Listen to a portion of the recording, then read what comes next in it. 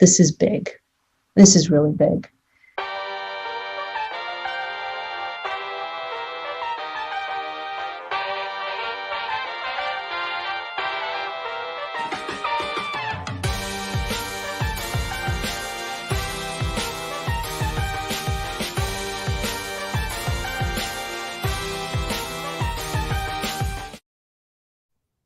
Fish on First Live presented by La Pop. Be sure to follow them on Instagram and pay them a visit at their beautiful Doral location.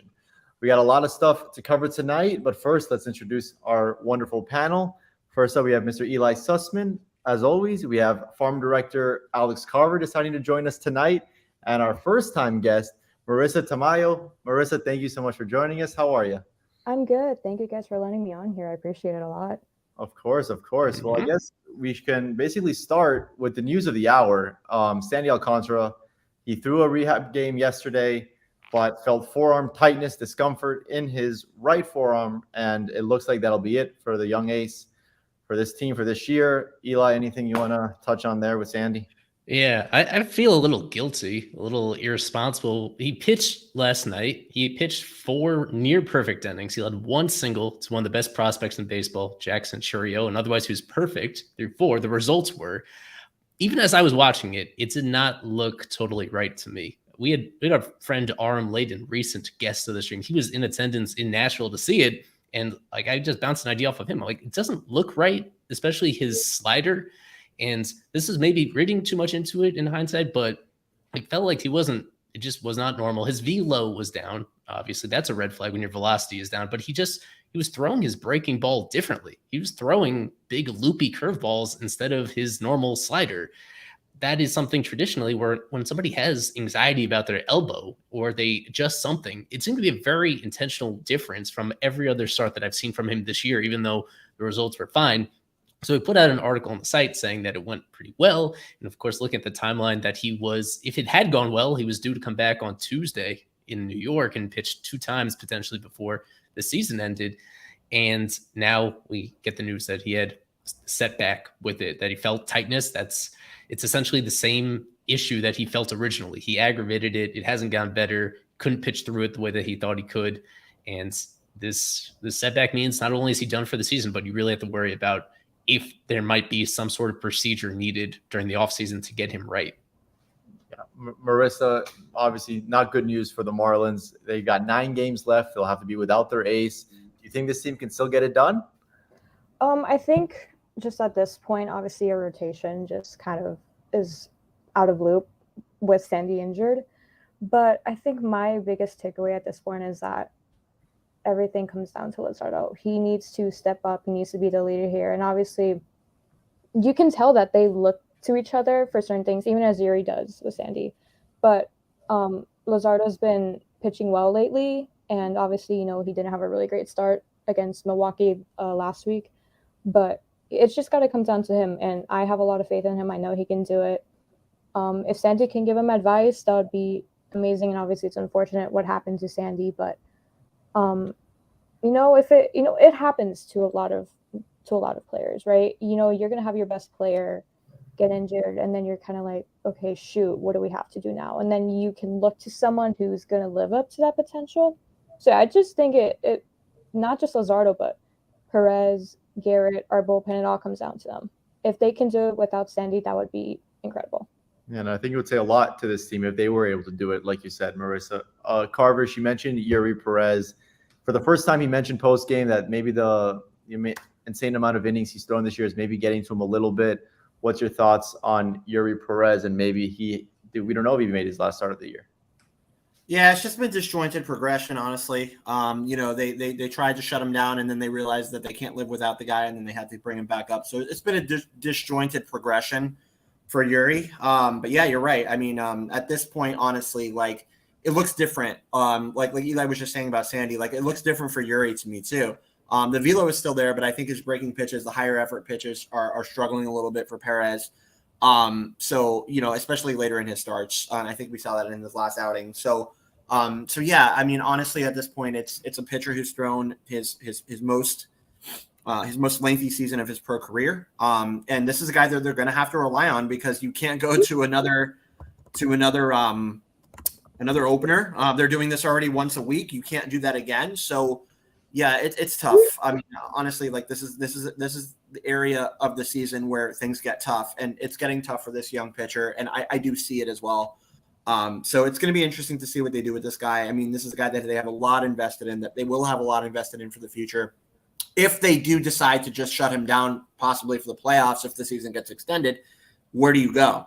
So that's a really good question. Maybe it's to Monteverde, maybe it's to guys that have performed in the minors, but there's really not all that many that you can point to right now in the minors with injuries that they've had and say this guy deserves his big league call up, right now to make appearances in the playoffs in meaningful games. There's maybe one or two. So it's going to be difficult here, but with Yuri, I think it's an interesting call. I think it's going to come down to the call of player development. I think it's going to come down to the call of Kim herself to see what they do with Perez. But yeah, for Sandy, man, I mean, this happened. Like this setback is happening basically a year from where he was in September throwing a complete game, right? So it's tough to see it. It's tough to see him come off of a Cy Young win and go into the end of a season and not be anywhere close to it. So it's difficult. And like I've always said, like pitching for the Marlins has always been their strength.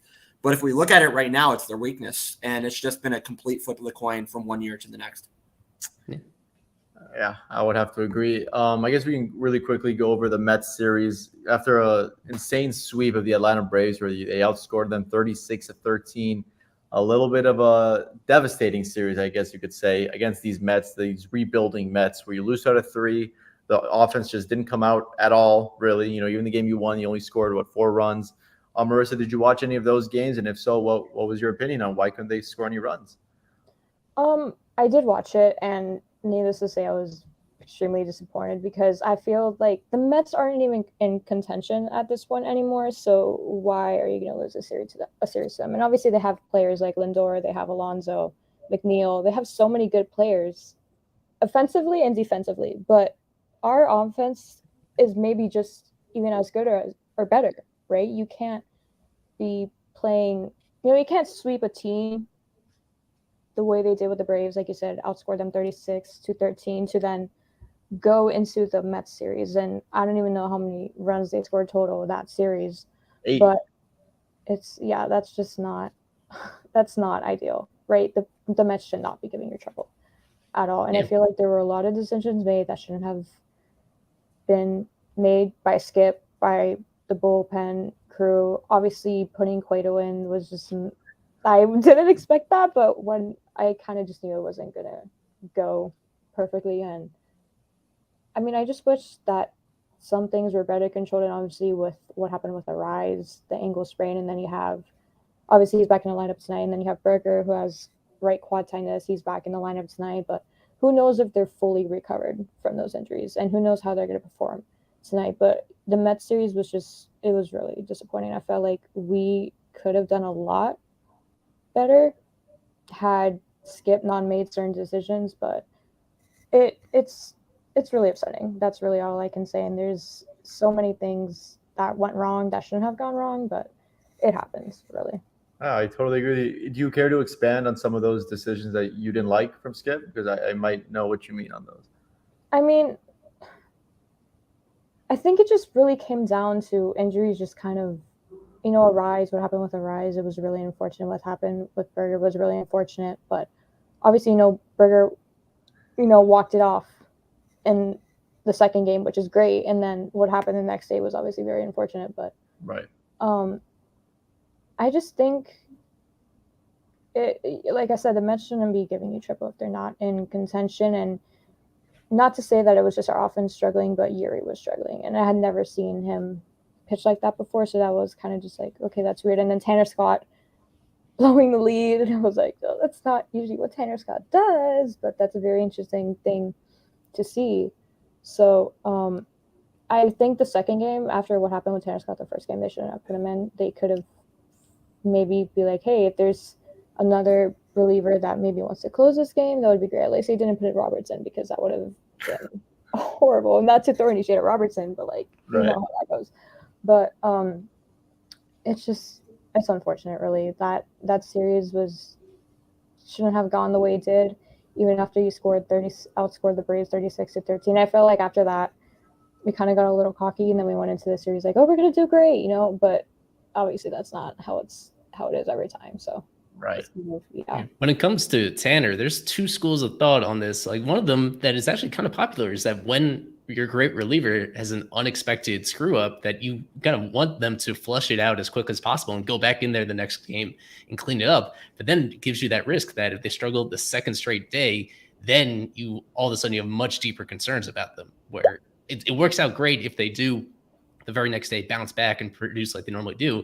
But in his case, I mean, that second game was even worse because he had a lead in that one, and it wasn't just one mistake. It was like several that added up to blowing that lead. And even though they won the game, that it backfired, sure, to put him in that position and feel like he's just going to turn the page. And then instead you're in this moment where at this exact moment, do you have the same trust in him that we had in him just a week ago?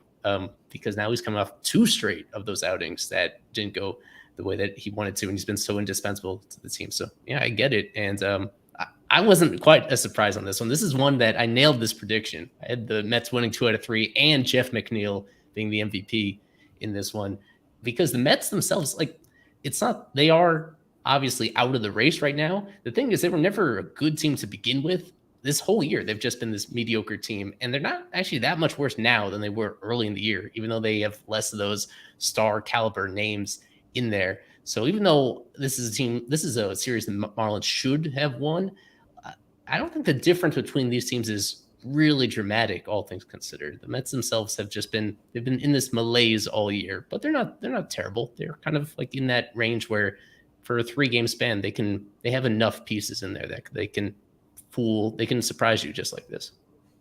Yeah. Alex, any thoughts on this Mets series before we update everyone on the wild card standings?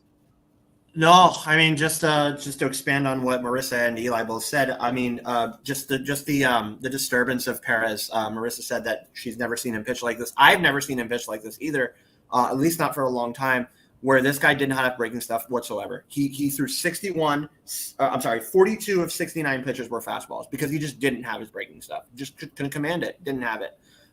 So is that the innings? Is that the wear? Is that the work that has been put on his arm? Is that the shutdown? Whatever it is, he didn't have it in the start. And can they count on Perez going into possibly the playoffs? I don't know. And then do you want to risk it going into the playoffs with Perez? So for the first time, I was not a fan of shutting him down in the first place. You guys all know that. But for the first time, I'm looking at, 127, 128 innings. And I'm like, okay, this is like double what this guy has ever thrown in his career. Is it worth it for this 20-year-old kid right now? And for the first time, I'm like, after seeing his last start, I'm like, I don't think it's worth it. So I think that this could be this. I think this should be it for Perez. But can this be it for Perez? Do they have guys in the minors that can come up and contribute in place of Perez to a meaningful playoff run? And I really don't think they do, outside of 1 or 2 guys, like I said. But we'll see what they do. But yeah, I think right now, for me, for the first time, I think I'm wanting to protect Perez more than ever. I feel you. And with that, let's head into the wild card standings. The Chicago Cubs, they did the Marlins a favor yesterday. They got their butts spanked by the Pittsburgh Pirates.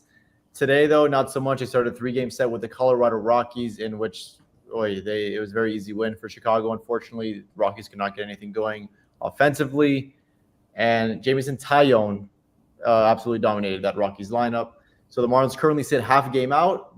Cubs have 8 games left. Marlins, obviously, after tonight, will have 8 games as well. They own the tiebreaker over the Cubs if they happen to finish with the same record. Are we still feeling the same amount of confidence that we had before the day started, or no? Well, if you include the Sandy news with the fact that the Cubs won their game, I think you have to be a little bit lesser on your optimism at this moment than a couple hours ago. I've been in the same position where I think it's more likely than not that they miss out here, but there's a path to do it. And the news about, we'll get into it in just a moment on the press box report, the news that Arise and Berger are good enough to play, that's pretty huge. I think that would have seemed kind of unlikely that both of them would be in the lineup today. And the fact that they feel close enough to the normal selves to do that, like that kind of offsets the disappointment a little bit. But yeah, but still, the Cubs, I think all things considered, as bad as the Cubs have been for the last week and a half or so to make this really interesting, it's still kind of unlikely to me that the Marlins finish ahead of them. Oh, sugar. Marissa, do you concur? I mean, obviously the Cubs have had their up and downs this year, just as we have, but like obviously we own the tiebreaker, so even if we tie, we're still in. But I just really think this weekend, this series against the Brewers, it's just, obviously we're going to talk about the Brewers later and such, but just kind of get into a little bit now. The Brewers, now that the Cubs won today, their magic number for the Brewers is 2, right? So tonight we have to win, because if we win tonight, it goes back to 3 for the Brewers, meaning they would have to win Saturday, Sunday, Monday in their first game against the Cardinals. So I just think that our players need to keep in mind, like, hey, this is the current wild card situation. We need to step it up now, because we don't want the Brewers to clinch the Central here in Miami and then kind of just be like, oh, we're screwed. So I think just as long as our players are just keeping in mind, like, hey, the Cubs are right there. Not just the Cubs, but the Reds are right there too, right? Only a game back from the Cubs. And the Reds, they play the Pirates now, so I don't know exactly how that series is going to go. But I just think they need to keep in mind what's going on. If they can keep in mind what's going on, that can give them confidence to push on. And if we can get that final wild card spot, that would be fantastic. Yeah, you make a good point, because the Brewers definitely have something to play for. They're not in here clinched like the Braves, where they have, they got to win some ball games to clinch that division. Alex, any brief thoughts on the race as of right now before we head into the press box report? No, I mean, the Cubs have to play the Braves. That's what I'm holding out hope for, that the Cubs kind of flounder in that series, and that makes room for the Marlins. So the Cubs do have to play the Braves. The Marlins have the Mets and the Pirates after this series. So the Mets gave them a hard time, though, on this last series. So, I mean, it's going to be on the road, too. It's going to be at Citi Field. So the Marlins historically have played spoiler to other NL East teams. So maybe the Mets play spoiler to the Marlins this time. It's totally possible. But yeah, I look at the Cubs having to play the Braves, and I'm like, okay, that favors the Marlins. But then the Reds, man, I think they have an interleague series, right? Don't they play the Guardians? Yeah. I think they play the Guardians and the I think they finish out with the Cardinals. So yeah, I think they're playing the Pirates as well. So the Pirates have a big role here. Like, what are the Pirates going to do against the Marlins? And then what are the Pirates going to do against other teams that they're facing that are still in this race? So the Pirates have a good say here. So hopefully the Pirates will be kind to the Marlins and not so kind to other teams, but we'll see what happens. But yeah, I mean, it's really an even race right now. The thing that worries me is the depth of the Marlins pitching. I really don't think it's there, and I think that's the big problem. So we'll see. This is going to be tough. I mean, they're going with an opener every 5th day, including with tonight, right? They're going with Chargois, yeah. So they're going with an opener every 5th day. I don't know how that is conducive to a playoff run for a team like the Marlins that doesn't have the most consistent offense at many times. So we'll see, man. This is going to be interesting right up until the end. I think this is going to be really interesting, but I'm not fully optimistic, honestly, about them making the playoffs. Well, who knows? We've seen some success with teams that use openers, like the Rays, the Dodgers. We've seen it happen before, but unfortunately, I don't think this Marlins team is at the same level as those. And with that, I guess we could welcome in Mr. Kevin Barral. He's been waiting for a while to join us. Kevin, how's it going? How are you today? Pretty good. Obviously, I think the news of the day is Sandy. And I guess setback, you could call it, or untightness after his outing. Velo really wasn't there for the most part. He hit 98 once. Aside from that, 51 pitches, 4 innings, only gave up 1 hit, no runs. It was good, but obviously he felt it after the game, and he will be coming. He is on his way to Miami tonight. He's here tomorrow, so Isaac, you'll get to talk to him tomorrow, most likely. So we'll be hearing from him then. And then obviously Arise and Berger in the lineup. That's huge. Arise walking a lot better, really no limb, if I'm being honest with you. Berger, Skip said that there was no way he wasn't going to be in the lineup. The only way that he wouldn't is, he said it, if they would have amputated his leg. So he's here. And Arise, and I think Skip has used this term before, but he calls Arise the Energizer Bunny. He just energizes everyone around him. And that's pretty cool to see. He's here. He's obviously with his dad, and his parents are here to watch him tonight. Really cool. I think it's the first time they'll ever watch and play live. So really cool there. They're going with Chagua tonight. Aside from that, last flashback Friday of the year. So overall, pretty good vibes. Milwaukee, obviously, they had the chance. They could have clinched if the Rockies would have beat the Cubs, and they would have won here tonight. So they still have a chance to do it. I think you guys mentioned it, that the magic number is 2 for them, and we could possibly see a second team clinch here at Lone Depot Park in back-to-back years. First, obviously, last year the Braves, and this year it could be the Brewers possibly. If Corbin Burns, Brandon Woodruff, and Freddie Peralta lining up as Skip called them, the three-headed monster for Milwaukee. So it should be a fun one. Kevin, aside from the obvious injuries to Sandy and Arise and Berger being back in the lineup, what really stood out to you in today's report? You know, whether whoever it is on the communication staff, they usually have a smile when it's something big. Anything big today? No, I mean, I guess you could mention, I'll say it, Sixto's in AAA now. He's with Jacksonville. He's in a throwing program. That's what they call it. That's all I'll say. Nice to see Jonathan Davis come up on the injury report for the first time in a very long time. He's been here with Miami. I think, Isaac, you're going to talk to him tomorrow. He's been here with his team every single day. He's always with them. He's kind of encouraging them. He puts on the uniform. He's out there with the team. So nice to see him here as well.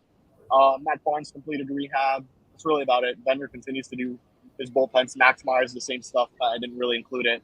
Tommy Anson's in Jupiter. So really sparse injury report outside of Sandy. Obviously, that's the big one. So, yeah. I think the other thing I'll mention is Jorge Alfaro's still here. He's been here for, obviously I don't think anyone cares, but he's been here for a very long time now. You would have thought it would have been like a one-day type thing, kind of like we saw a couple months back with Santiago Chavez, who came down here for a day and just left. He's here, and he's been here for a while, hitting BP and all that stuff. So, yeah, probably just here just in case anything happens, and probably not. Fortes is in the lineup today, as we saw. He looks good to go. He was catching on Wednesday, those guys that were warming up. So, yeah, nothing crazy on the injury report. Was there any maybe subtle talk of how many more outings Brazoban would need before he's able to join the team? Brazoban will throw on Sunday.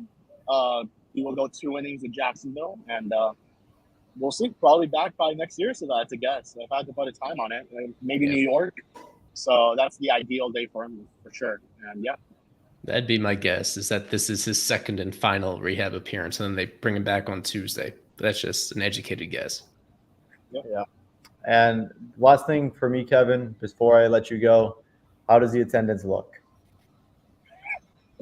Let's just say that Billy Gill yesterday on the podcast kind of summed it up pretty well, where there's almost nobody here. So we'll just leave it at that. I think it'll get filled up as it goes. Obviously, this is Miami. People always get here late.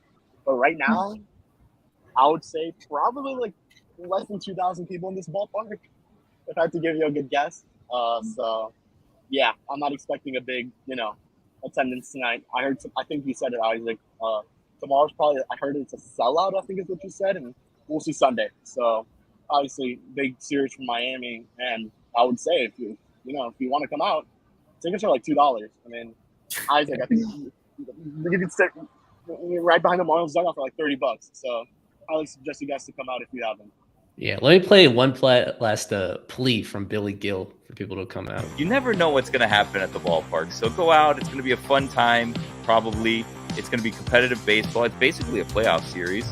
Hopefully good crowds. And, on Friday I saw there was like $2 hot dogs, $3 beers if you drink beer. Not you, Kevin, but not me. If you're old enough, you can drink I'll beer. take the hot dog. Yeah. I love the zooming in on his face when he goes probably. It's just fantastic. I'm not eating a hot dog. I'll tell you that much. But I guess the one thing I'll mention is they always do that end of the year fan appreciation thing. So next to the team store, they're selling a lot of memorabilia. So like you could probably look for any player in Major League Baseball. They'll have a signed baseball for you there. Like it's like $20. Pretty good deal for the most part. They have Jim Segura's old bats that he left here in Miami there as well to sell. Whoa. Ryan Anderson's bat is here. Miguel Rojas' bat is here. So some former Marlins, and I did see BA. He's here, so Isaac, you'll see him tomorrow. So you'll stay tuned for Isaac's fish interview then. Yeah, we'll hope if he's in a good enough mood to chat with me. He obviously just has gotten no playing time whatsoever over the past 2-3 weeks. It's really been tough for us to watch. Well, for me anyway. It's weird. Wait. He was going to get MVP votes. Yeah. Isaac, what happened? He was going to get MVP votes. What happened? They're waiting for them to have to be in a situation to clinch the Central. They're going to put him back in the lineup. He's going to go crazy, and then he'll get a 10th place MVP vote. Yeah. And I guess something's going to happen down on the field. I see a lot of media down there, so we'll see. Right. Just to recap what Kevin was saying about the injury report, like Sunday would have to be Brazoban's last appearance because that's their final game. So that's the last game in Jacksonville. So not in Jacksonville, in Nashville. That's the last game on their schedule.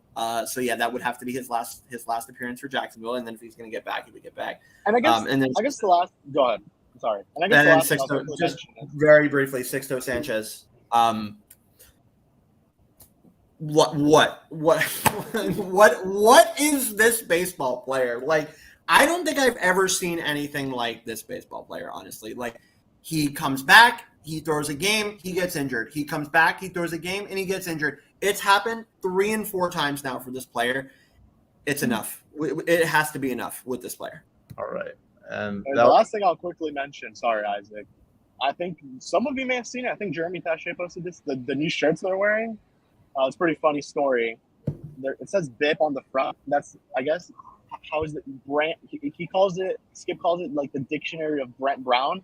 So this is one of the words that he uses, BIP. You would have thought he meant balls in play. It's just something that he uses. I don't know. But Jazz made shirts for everyone. And and Skip said that if they suck tonight, you will not see those shirts ever again. So there you go. All righty. Thank you very much, Kevin. That was awesome. One of our favorite press box reports of the year. Thank you, Kevin. With that, I guess anything to take away from you guys on the injury report? I guess nothing, right? No, I think we covered it all right here. Yeah, Brazoban probably back. These other guys not coming back. I have a bone to pick with the communications team. They keep using completed rehab for guys that haven't completed rehab. Like, they've been using that for Matt Barnes for a month. Every few days, they say he's completing his rehab here. He's just doing his rehab. I'm not sure why they do that terminology. He's out for the season. He's not going to come back. But other than that, pretty simple. Sixto running out of time to appear in another game, as Carver mentioned. Just 3 more games for Jacksonville. I'll say I don't know why they put him up to Jacksonville if he's not really going to have time to appear in a game. And as usual, I changed the number of views on the tweet. That number is the attendance from Wednesday. So hopefully better than that tonight, and a lot of indications that'll be much better on Saturday. And then we'll see. Sunday should be pretty good for the final home game of the year, all things considered. Marissa, I guess the only good news that we can mention is that Sixto has until 2029 to still be on the Marlins. So, yeah, there's still a lot of time, but man, this has just been. I mean, I can't even imagine for him, but I mean, just from our perspective, it's just like, when is it actually going to happen? And I honestly thought that this was going to happen this time. They finally put him in the bullpen. Like, they've taken some pressure off of him, and he gets injured again. It's just like, what needs to happen here for this player to actually reach some kind of big league potential again? And man, it's just so frustrating. I know it's frustrating for the Marlins. It's frustrating for us. But he is under contract until 2029, not even ARB eligible until 2026. So there's a lot of time here for this player to still make something of himself. But I mean, with the timeline, it's just like so hard to see it right now. I hope he proves us all wrong and comes back and shoves, but it's tough to see it. Marissa, do you have any opinion on Sixto? Are you hopeful? I mean, honestly, I don't like the whole thing of like him coming back getting injured. Like, I could sort of relate to that because when I played soccer and softball, I was the most injury prone kid on the team, and I was not embarrassed by it. So I can kind of relate to that in a way. But I mean, like Alex said, he has until 2029. So obviously he's had 2 shoulder surgeries, which is probably the worst thing. I don't know if he had Tommy John or it was just those 2 surgeries, but I can imagine, especially surgeries on your throwing arm, that must be horrible. And obviously especially if it's more than one. It's going to take a long time to come back, but hopefully next year, at the time he can come back, he can put himself in our rotation, whether it's bullpen and becoming an opener for one game or fully solidifying himself in the 5-6 day rotation. But hopefully he's good, and I can't wait to see him come back. That would be awesome. Yeah, it'll definitely be a media frenzy for whenever that day comes, if it comes, the day Sixto Sanchez steps on a major league mound again. With that, I think it's a good time for the Flipped Fish contest. Yeah. Marissa, I don't know if you're familiar with it at all, where we like to put on players that play for both franchises. In this case, it's the Marlins and the Brewers. Yes, well, this one I think is going to be very tough, as I put on Twitter. I don't know how many guys or girls will get it. It is a pitcher who's, I believe, made his debut with the Marlins, and obviously pitched for a while with this team, was born the same year the Marlins were born. So we'll give you guys a little time to try and guess through it as we head to break in a little bit. Yeah, I want to give one more hint before we go to break, and it's that is an undrafted player. Born in Illinois, undrafted, and yet made the big leagues. Hopefully that hint makes it more gettable. But we'll be back on the other side.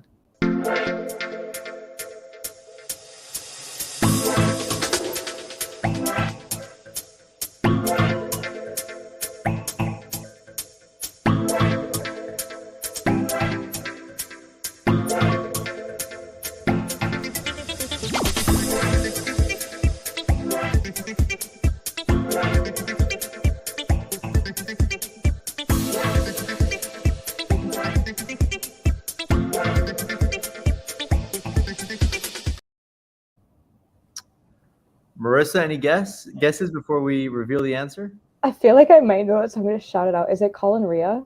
No. Dang. Yes, that's a very good guess, but no, unfortunately not.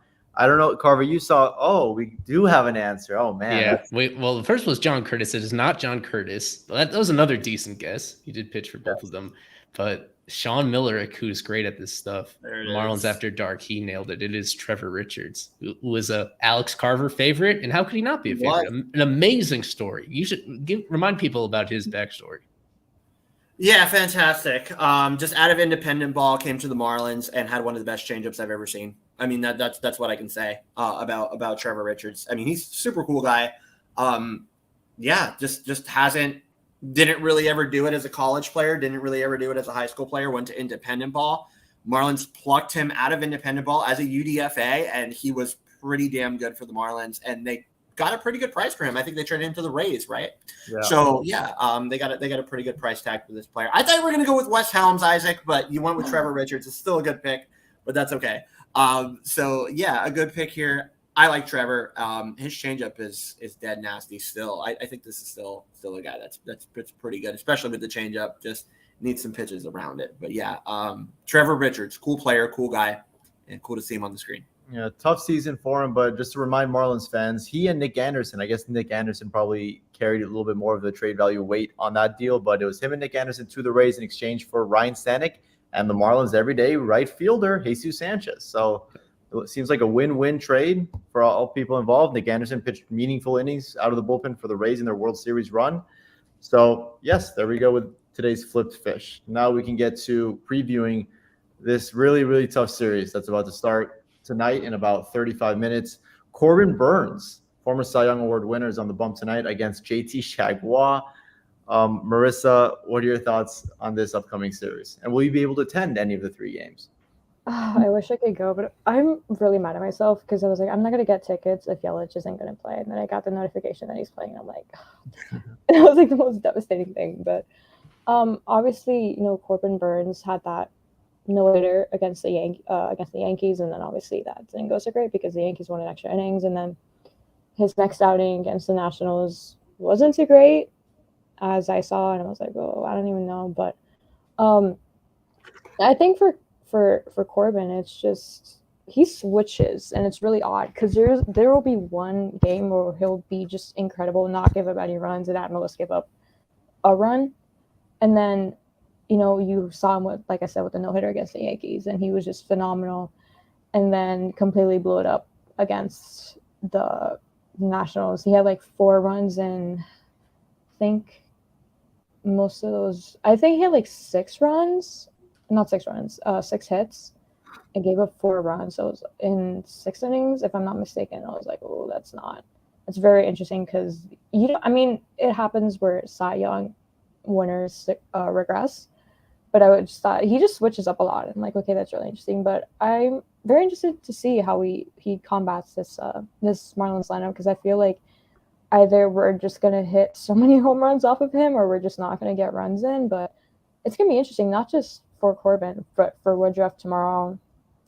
You know how that went last week. That was not in our favor. And then you have Peralta, who on Monday had such a phenomenal outing in a 1-0 loss to the Cardinals, and Peralta has a ton of potential, and I got to give that to him. And so it's very interesting to see what the lineup pitching wise is going to be for the Brewers, because they honestly have one of the best bullpens in the league, and not really a lot of people appreciate that. But I can't wait to see how it goes, especially up against our players.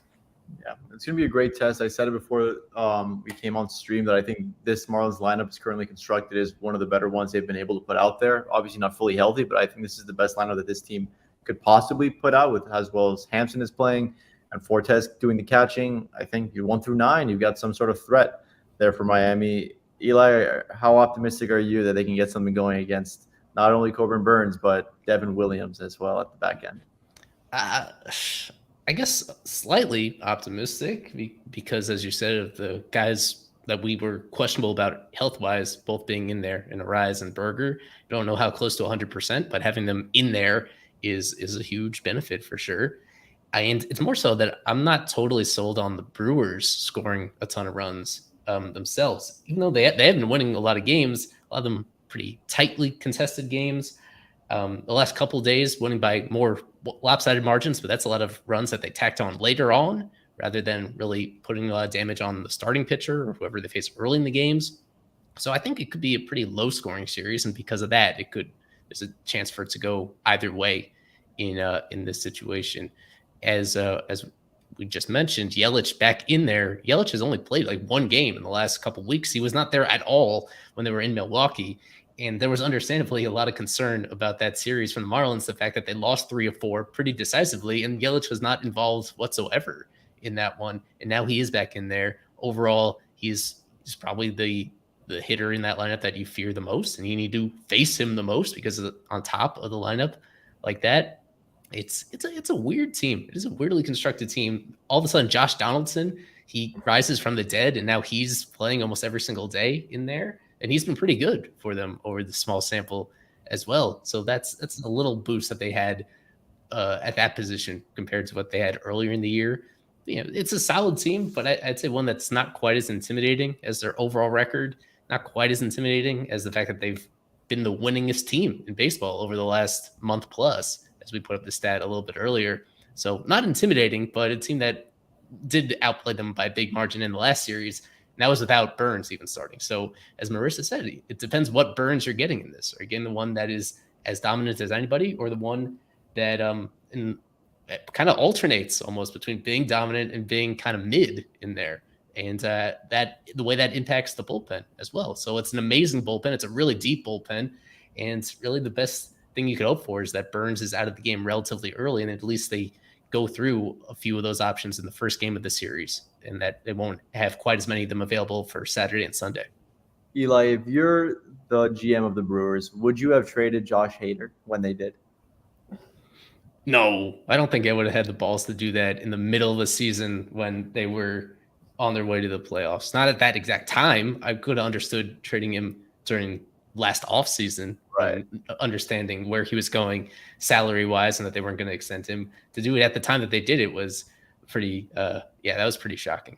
Yeah. Well, they did pick up Josh Donaldson. They rather picked up a guy that was hitting under 150 than give Brian Anderson any playing time. But hey, they might have got something going here. As a Brewer, he's hitting 219, slugging 470 basically, with a couple of homers, a couple of doubles, including a home run against Edward Cabrera in Milwaukee. Alex, your thoughts on this Brewers lineup that has no Brian Anderson?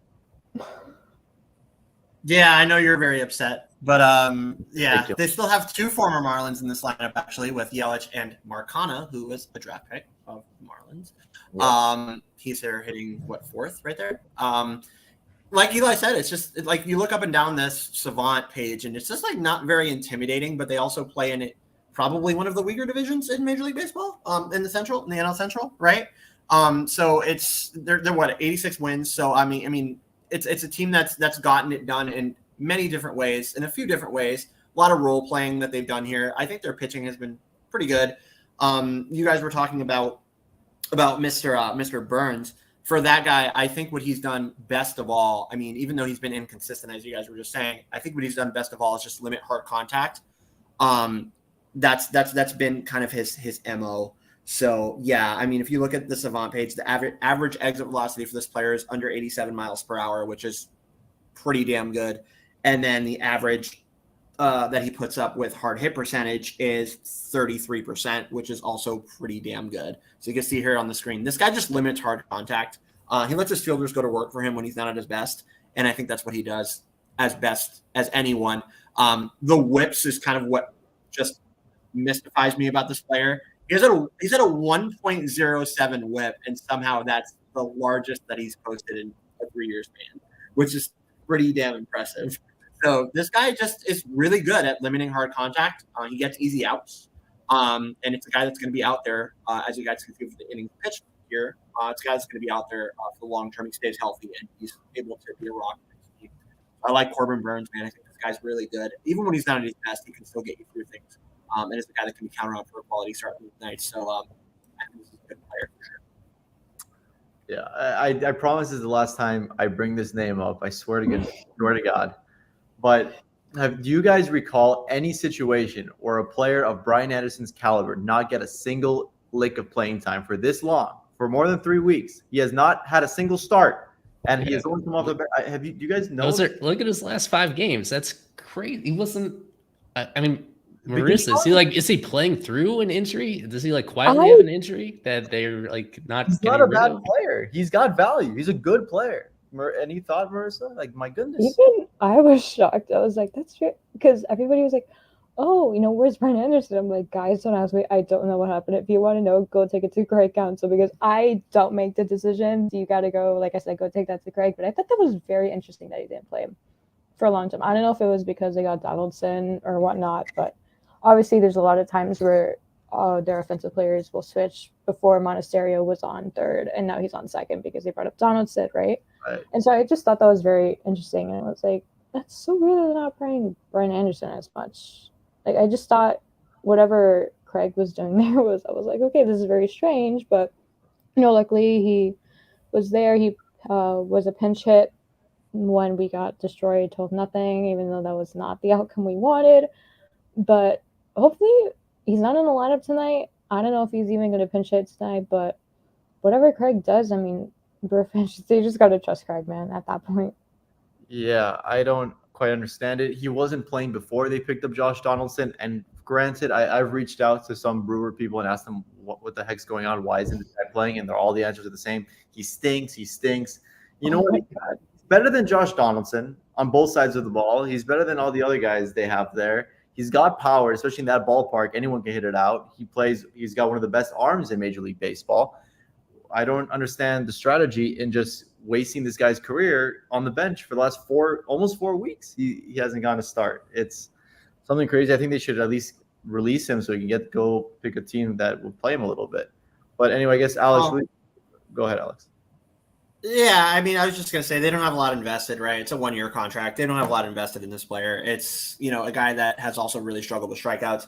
So, I don't fully disagree that maybe he's better than some of their other options. But even with what he's done, he's gotten slightly lucky because his BABIP is over 300. So what I would say overall for this player is that, man, they just don't have a ton invested in him. They don't have a ton of confidence in him. He has an 84 WRC plus, which is not good whatsoever when he has played. And it's just a guy who hasn't been able to rebound from when he was here with the Marlins. That's what the Brewers thought they were getting. They were hoping to get a player on the rebound, and he hasn't been able to do it. So he hasn't really warranted the playing time, and that's why Craig's not giving it to him. Knowing Craig, I know he's a competitor. He gives playing time to guys that he thinks deserve it. And apparently he doesn't think Brian Anderson deserves the playing time right now. So that's where they're at with Brian Anderson. I mean, when you look at the regulars on the Brewers, the guys below Brian Anderson in terms of WRC plus, they're either in AAA or they're not playing either. So it's fine, fair enough. But I think you should, especially in his free agent year, like you said, Alex, let him go pick a different team and get some playing time to demonstrate what he can do on the field, because what he can do is pretty special as well. Any last thoughts on Brian Anderson, Eli? Well, You're the biggest fan ever of Brian Anderson. It's so cute. He's a Carter god. brought up Craig Counsell, and from what we hear, isn't there still some uncertainty, Marissa, about whether he'll be back next year, despite obviously the team's success year after year after year after year with him? Yeah, I mean, it would just be really shocking if Craig Counsell didn't come back, because just recently he hit 700 wins with this team, and he's obviously, they've had their down years, and after Ryan Braun retired, it was just kind of like, okay, who is Ryan going to pass the torch? And obviously he's passed it to Christian Yelich, because obviously, like, Christian Yelich is a good player. Obviously this year has not been his year, and he's been going through a slump recently, and that's fine. All players go through slumps, but I feel like Craig has done a really, really good job of finding players that are capable of carrying, like Sal Frelick. He just got called up in July, and he is just phenomenal. Monasterio got called up in May. Incredible, right? Those two kids right there, even though they're full-grown adults, but like they are going to change this team for sure, especially when you have Yelich and Frelick out in the outfield together. So I just would be really sad for Craig to just not come back to this team, because I feel like he's changed them so much over the years, and I feel like the only way he could come back, and the Brewers, they're a dark horse for this World Series, and if they win the World Series, Craig is probably going to come back. But obviously baseball is weird. It works in so many mysterious ways. So like I said, it would just be really weird if Craig didn't come back, especially how he's helped the team. He's made some questionable decisions for sure, but I mean, I got to give it to him. He's fantastic, and he's helped the Brewers so much, whether they've had the season of their lives, whether they've had a horrible season like they did last year. But it would just be really weird if Craig didn't come back. Yeah, I would agree. It would, let's say he is not returning to the manager role for the Brewers. Is there any hope he joins Skip's staff? That would be really intriguing, considering Craig was a Marlin and won the World Series with the Marlins, and that would be honestly really cool. But like I said, baseball just works really mysteriously. So I feel like I would be really happy if Craig came back and here to the Marlins and joined Skip's staff, however it was. But I feel like he belongs in Milwaukee. He lives in Milwaukee, and I don't think he'll ever leave. I mean, they're set up to win this division for the third time in 6 seasons, right? I mean, I don't know how you can ask for more than that. Obviously, the playoff performance has been lacking for them lately, but man, they've either finished first or second in that division pretty much every year, and they're going to win the division, most likely going to win the division for the third time in 6 seasons. I really don't know how you can ask for much more than that from a manager. It's not like he's 4th, 5th in that division every year. He's right there winning the division pretty much every year with, like you see, kind of a role-playing team this year. This is not a team. I mean, they do have names. Yeah, we just went through the names that they have, but they've been able to get the most out of player development. They've been able to get the most out of some role-playing guys, and they've been able to put it together in different ways throughout the year and just become a winning organization. So he definitely belongs back in Milwaukee. But if he's not, I would definitely like him and his very unique batting stance that maybe he can impart on other people in back in Miami. That would be cool to see. But yeah, he belongs in Milwaukee. Yeah. TP Joseph raises a good point. Obviously, it'd be a demotion if you were to come join Skip's staff. But hey, we saw Don Mattingly go to the Blue Jays. He's a bench coach there. I don't no overlapping with playing careers with Skip and Craig that I can think of. I don't think so at all. Right? Oh, I think they were in the league at the same time. They were never teammates. Yeah. Yeah. Because Skip played until 2015 and Counsell played until 2011. From 2006 to 20. They had a big overlap in there. Yeah, and each of them has won a World Series as a player. So hey, who knows what happens? A lot of season left for these Milwaukee Brewers. And not so much for the Marlins. It feels like, the Brewers are already pretty much going to the postseason. Marlins got a lot of work to do. But with that, it's time to head to prediction time, our favorite segment. Where's my video? There it is. This is prediction time. It's time. Alrighty. Well, Marissa, I'm sure you know how this works. First, we look at the leaderboard and see who's winning. I'm so down. I think I'm number 17. Yeah, I cut it off to only look at people that are still mathematically alive at this point. This is 3 series left. So at this stage, it's down to 12 of us. You can earn a max of 3 points for predictions. So it's only within 9 of super subscriber Williams. He's on top right there. Very clutch job by me in the last one to still have a fighting chance, but I'm still Grant and Daniel are ahead of me. And Noah and Kevin still, technically within reach in there. But yeah, this has been a very competitive year. I love to see it alternating between staff and super subscribers. Yeah, that is very cool. No sign of Carver. I don't like the cutting off people who are mathematically eliminated. It seems pretty prejudiced if you ask me. Just, for the purposes of this show, just to keep it simple, to not have too many lines in there. But we've had over close to 100 people that made predictions at some point, either by being on the staff or guests on a stream, or by being a super subscriber. So the full leaderboard, that's up on the site. People can find it there. It gets updated, of course, after every single series. Right. Well, yeah. I assume, Kevin, the first thing he did was send you a video. He sent me 2 videos because he sent me the first one where he couldn't find Krutchik and he recorded on his own on the field. Usually we record these on the field for legitimacy, but Krutchik was up in the press box. So they went up and they filmed it for the press box. And it came out a little bit better, and both of them were in it. So this is the press box prediction time video. All right, Marlins and Brewers series prediction here with Alex Krutchik. I'm going to take the Brewers and sweeping the Marlins, and unfortunately probably finishing their playoff hopes. I will go with Willy Adames as my MVP. I think that the Marlins will sneak in 1 win to this weekend. I think they're going to get 1 out of 3, and I think Corbin Burns is my MVP. All right, back for the final time at home, back to Eli. Hear a pin drop in that press box, bro. Holy shit. Well, that was recorded. That was recorded, what, maybe 2 hours ago? Something like that. Yeah, using the mic in the press box where there's maybe 30 people there. Very dope. Right. Kevin loves those prediction videos. I guess maybe I'll have one with Noah on Monday or on Tuesday for New York series and one in Pittsburgh. But with that, I guess we can start playing the music and it's time for predictions. Let's wait. All right. Let's start with the guest of the season, Marissa Tamayo.